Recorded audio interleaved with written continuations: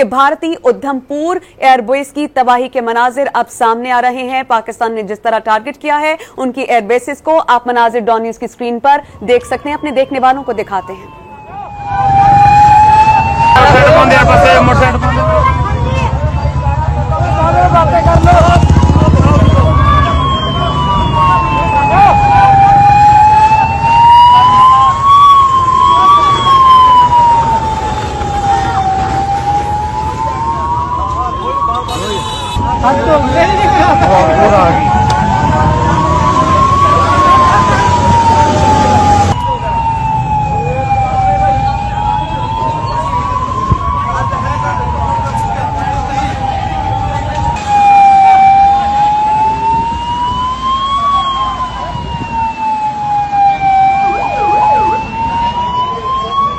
तबाही की दास्तानें भारत में रकम हो रही हैं, क्योंकि पाकिस्तान ने वाज़ेह तौर पर कहा था कि हमारी अमन की ख्वाहिश को कमजोरी ना समझा जाए। जिस तरह पाकिस्तान ने रिटेलिएट किया और जवाबी रद्द-ए-अमल दिया वो सब पर वाज़ेह है। ना सिर्फ भारतीय मीडिया बल्कि इंटरनेशनल मीडिया भी वो तमाम फुटेजेस सबको दिखा रहा है।